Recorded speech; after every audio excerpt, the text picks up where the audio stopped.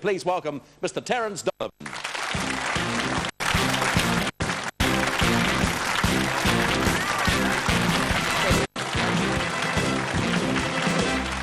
Well done. You are looking good. Thank you very much. Thanks a lot. You're looking great too. Thank you. A couple of deep questions first up. Yes. How were the parties?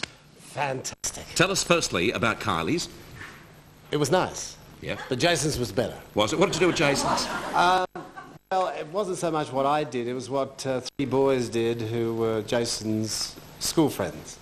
And they did a song called Locomotion, but they changed the name to Prostitution. It was a lot of fun, it really was. It was. Yeah, you'd very love it. cruel. You'd love it. I loved it. Terence, being there at that party, I suppose, and also, of course, the success that Jason's enjoyed, we'll take you back to your younger years in acting. I mean, you made it, but you certainly didn't make it quite as young as that, did you? Definitely not. I mean, I suppose one gets to some height of success when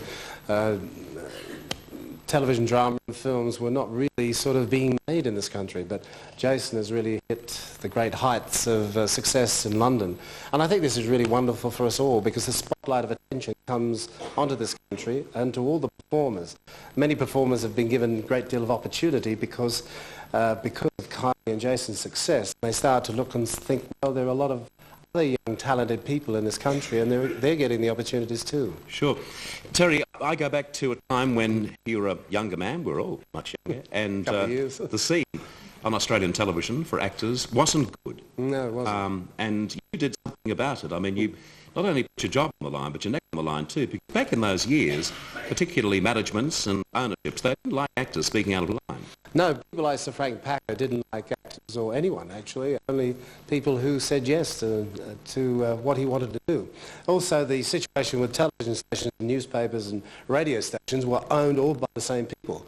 Didn't give much room for anyone saying, hey, I think you should put more money back into the industry, you should be doing more things for television and film. So we had an uphill battle and I helped start a group called TV Make It Australian.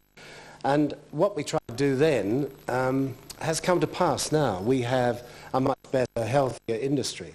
It goes through funny lulls and problems at times, but a country of 16 million people, I think we've got to make sure that we hang on to a lot of what we are.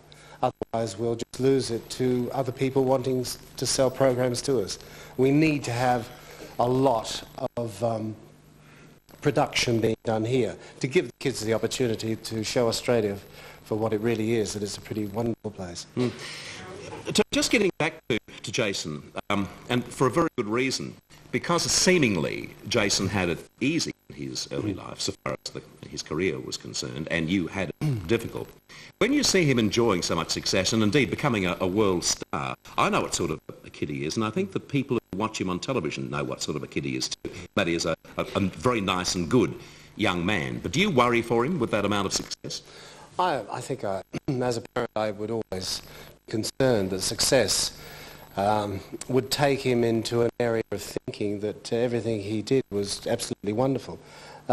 With me around and a few other people, we're making sure that he can keep his feet firmly on the ground. I think it's important when that sort of success comes that you understand that success is wonderful.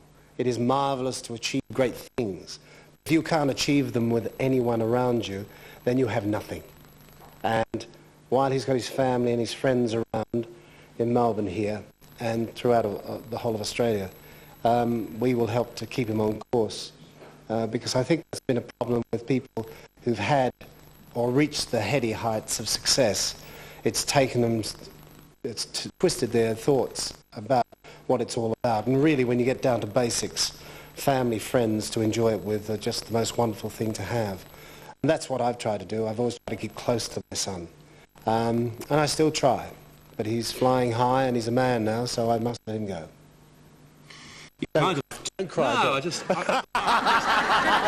so pleased to hear someone say that, though, because we've had many conversations about people who, in the eyes of the public, are very, very successful and they seemingly have everything, including a lot of money. And you and I know that away from that public eye, they are nothing because they have no one around them. No, That's the saddest it's thing. an extremely sad situation that people who have some of the richest people in the world don't have anything but ivory towers to live in and no one to talk to. And that is not what we're going to have in our family. Terry, you put in your family album, or your family album. We've stolen some shots from the album for people to see. A couple of course, there's Division 4. That was a turning point for you, wasn't it? That's after the facelift I had. And It looks good, doesn't it? Yes, he does indeed. And what about this one, the young Terry? That's Terry on the right. That's him on the right. That's my brother.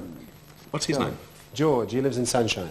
Didn't go to acting? No, he did. Just going to say if he did, obviously not getting much work. No. I've heard of him. Also, here's a lovely shot of young Jason having dinner, as the caption says on the back of the photograph.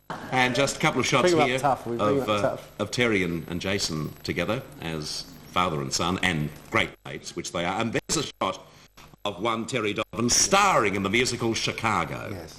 That was wonderful, wonderful show to do. I love that. Terry, before you go, Yes, what? how about a song from Chicago? Well, Yeah. Okay. Yeah. The piano's all yours, mate.